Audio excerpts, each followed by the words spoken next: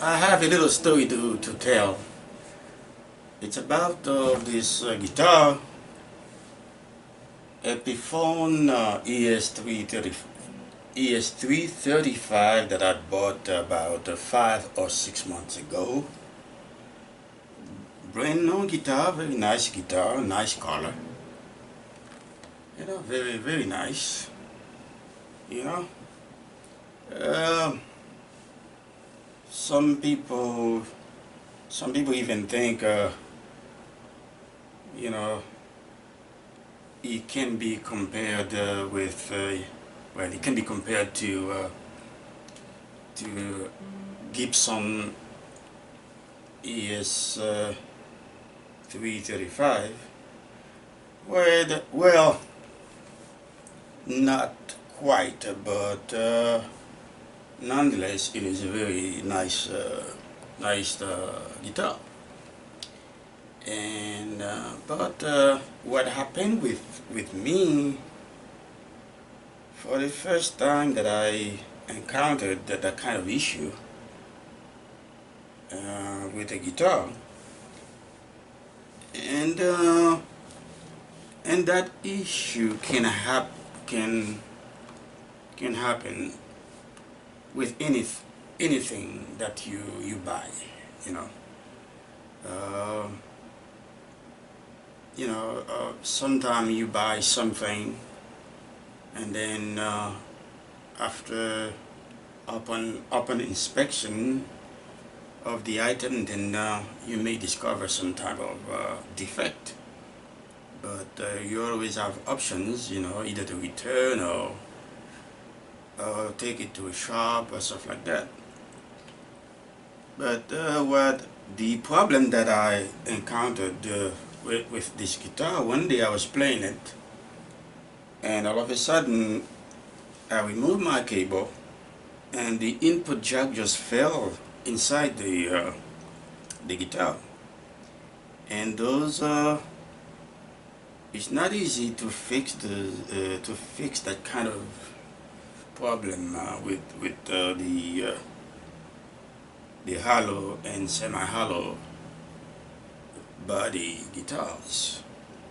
So I took it to a shop, a very popular shop, and then the guitar technician did worked on it, and I look at it, and okay, he pulled out the input jack, then and then hey, it was fixed. Well, at least that's what I thought. And then a couple of days later, I try, I pick it up, I pick the guitar up and played it again, and then I removed the cable, and then same thing happened. The input jack fell inside the guitar again. Then I decided not to take it back to the shop, because why would I do that? Because it was not fixed properly the first time. But okay, so I decided to go ahead and try other things, try to fish for the jack, and then try to pull it through the hole, and then use a washer and tighten, and tighten the nut in it. But every time I try to tighten the nut, it seems to me the jack was not, there was not a tight contact, with whatever nut I used on the jack. So I even ordered, you know, brand new input jacks from, online, so I can just use the nut. Okay, I received my uh, my jacks that I ordered, and I did the same thing. I use the I use a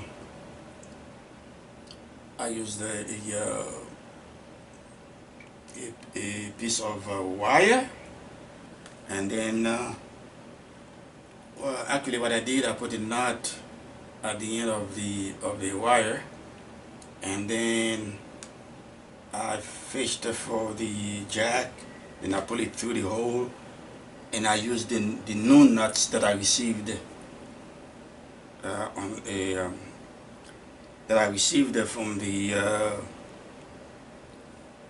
online shop. Same thing happened.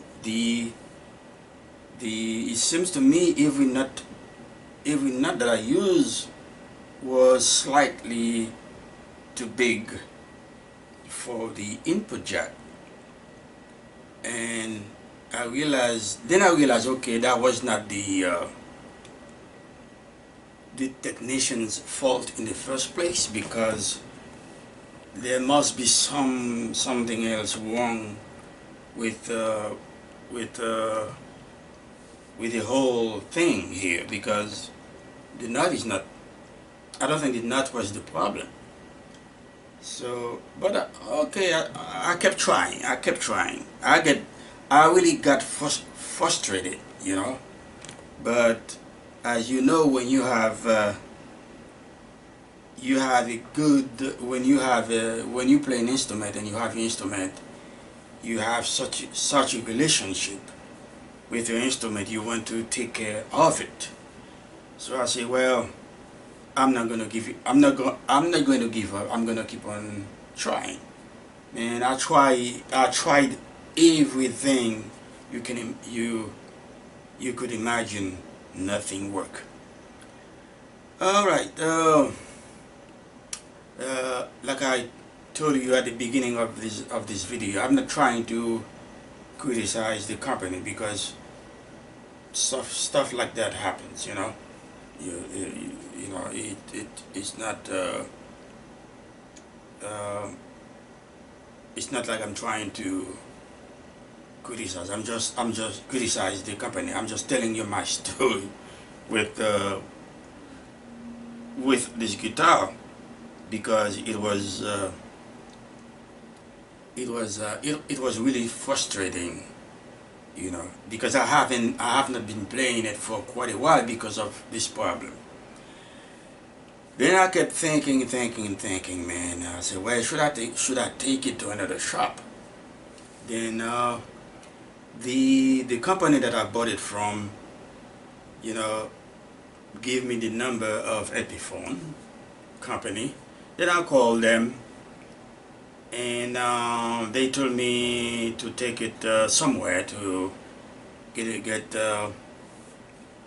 a certified company to take a look at it. Then I called the company, and I explained to them what the issue is, and they told me, well, that kind of issue, they don't think Epiphone is going to cover that kind of problem. Like, you have the input jack falling inside the guitar.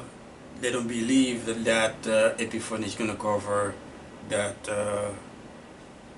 charge. And on top of that, I would have to drive, like, I would say 15 to 20 miles to get to that shop, to that dealer. And then I said, okay, you know what? I am going to solve the problem. Sometimes you have to do things yourselves. Okay, sometimes you have to, when you cannot get help anywhere, then sometimes it's time to take things upon yourselves and resolve your problems, and safely, of course. If you think you're going to make it worse, then you just go ahead and back up. But if you think that you can handle it, sometimes it's good not to depend on people to do things for you, and do it yourself. So what I did, I said, okay, I'm going to try to solve the issue. And this afternoon I went to a store. I got me a few things. I got me some electrical solder. Okay, right here. I got me soldering equipment. Right there. Okay. All right. I still have my fishing wire with the nut at the end of it. All right.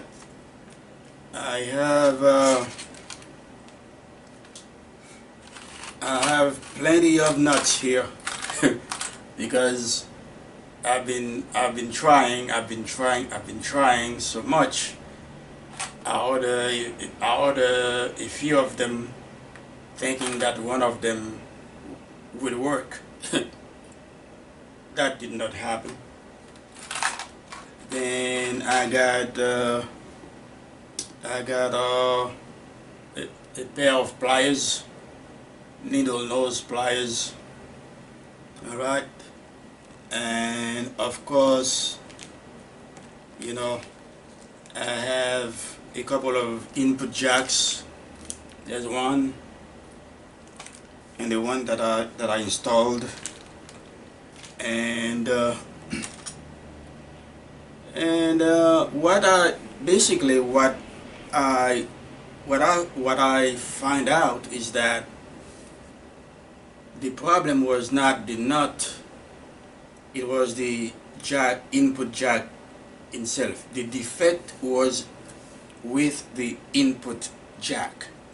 That's what after inspecting, after trying everything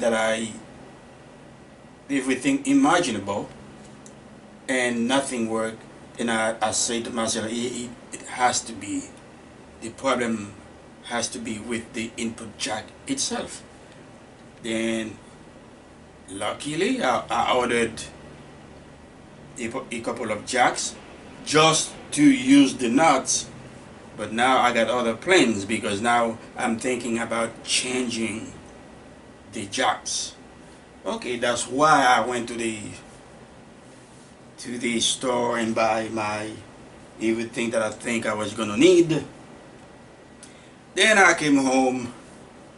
Okay, I did the same thing again. I used my fishing wire. I pulled the jack through the hole. All right, and I got my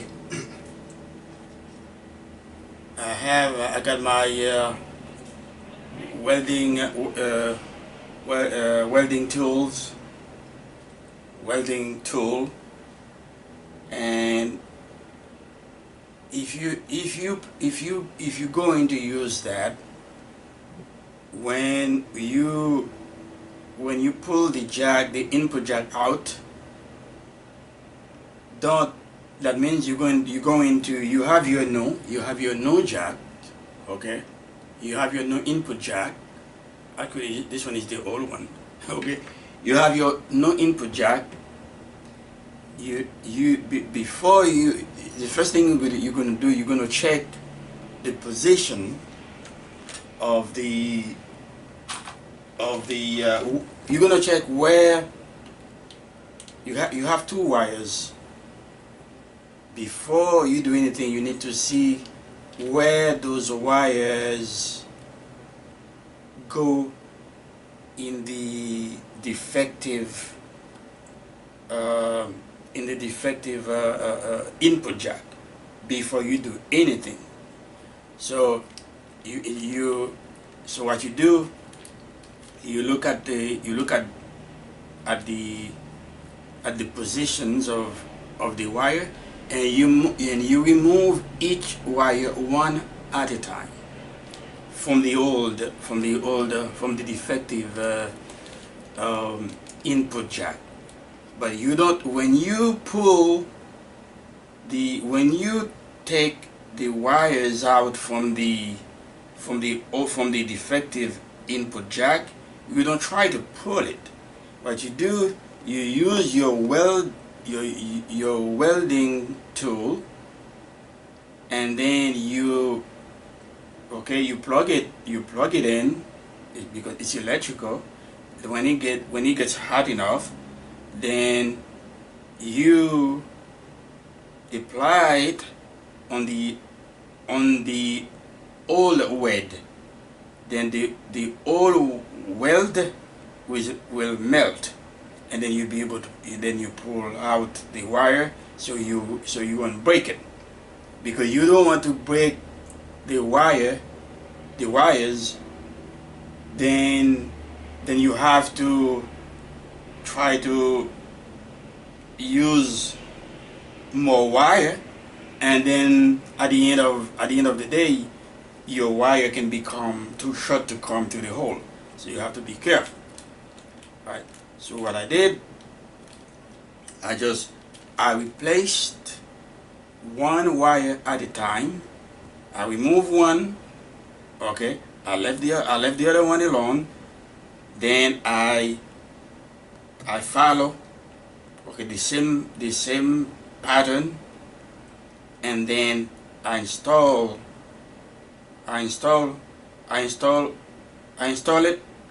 it where it's supposed to be.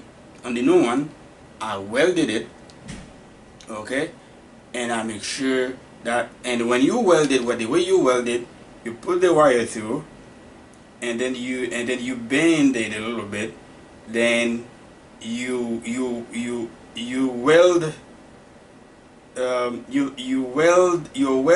your welding point is going to be forward and aft, okay, in the hole, because through the hole you weld the front of the hole, and you weld the back of the hole, okay.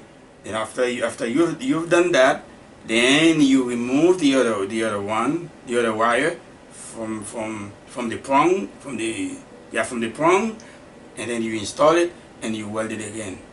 But you have to make sure the joints are strong enough not to come apart when you're ready to pull the jack out, through the hole. Alright, so I did all that today, this afternoon, and then when you pull, after you've done all that, then you pull the input jack out, the new one. Then you put it. Now it is very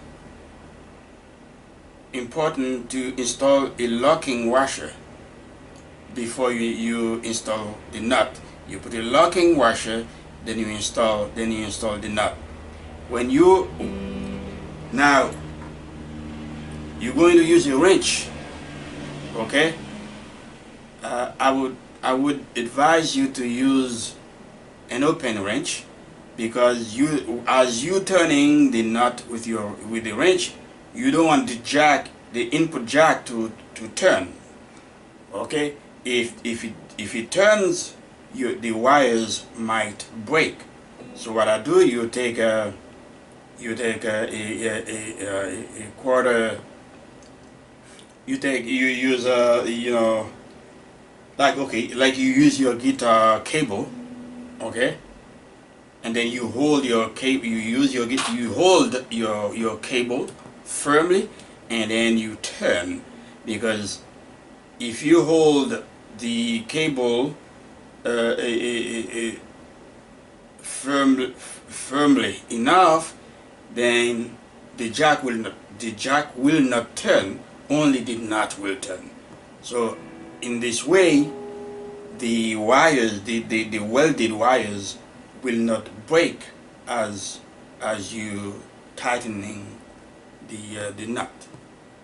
So that's the story of my little frustration with the guitar, but at the end of the day, I got it done, and I'm going to enjoy it. It's a nice guitar, okay? It's a very nice guitar, but I guess I went through that problem, and that gave me some experience how to do welding. Give you some more, because when you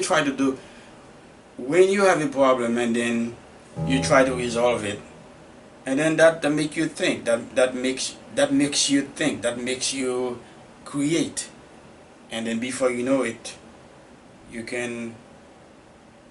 some problems you can resolve, because sometimes help is very hard to find. So I'm going to enjoy that guitar,